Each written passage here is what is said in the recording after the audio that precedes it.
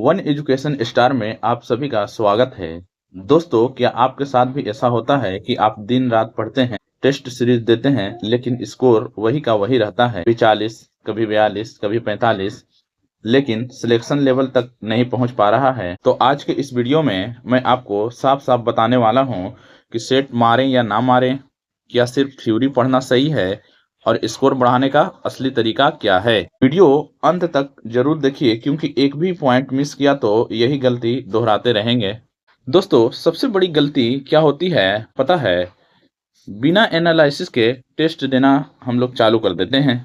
अधिकतर स्टूडेंट्स क्या करते हैं, टेस्ट दिया, स्कोर देखा और फिर अगला टेस्ट, लेकिन कभी ये नहीं देखते कि गलती कहाँ हो रही है। याद रखिए, टेस्ट देना पढ़ाई नहीं है, टेस्ट का एनालिसिस करना असली पढ़ाई है। अब सही तरीका सुनिए। हर टेस्ट के बाद आपको सवालों को 3 हिस्सा में बांट देना है। पहला हिस्सा, जो सवाल गलत हो गए हैं। दूसरा, जो सही हुए हैं लेकिन तुक्का से।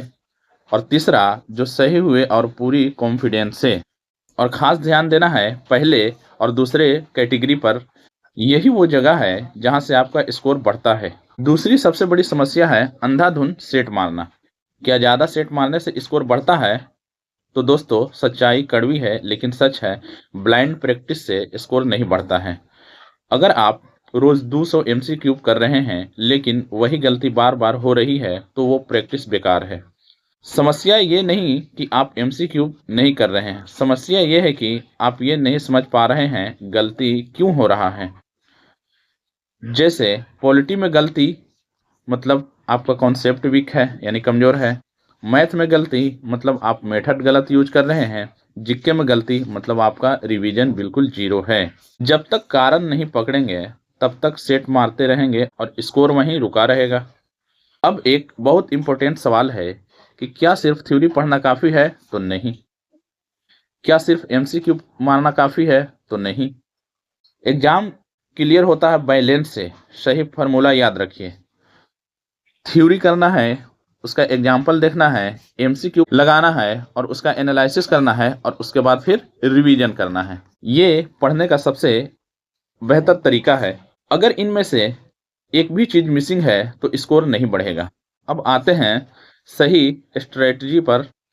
सेट कैसे मारे, अब मैं आपको बताता हूं सही तरीका।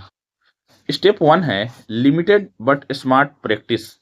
मतलब रोज 50 से 60 MCQ काफी है, लेकिन पूरे दिमाग से।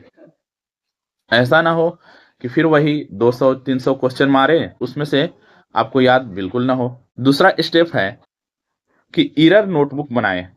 मतलब जो सवाल गलत हो, एक नोटबुक में लिखिए और हफ्ते में 2 बार इसका रिवीजन कीजिए। स्टेप तीसरा है कि एक्यूरेसी पर ध्यान दीजिए। जैसे टारगेट बनाइए, पहले 60%, फिर 70%, फिर 80%। स्पीड अपने आप बढ़ेगी। तो दोस्तों, आज का फाइनल मैसेज याद रखिए, सेट मारिए लेकिन सोच समझकर, थ्योरी पढ़िए लेकिन एग्जाम ओरिएंटेड, और सबसे जरूरी, सिलेक्शन मेहनत से नहीं, सही स्ट्रेटजी से होता है।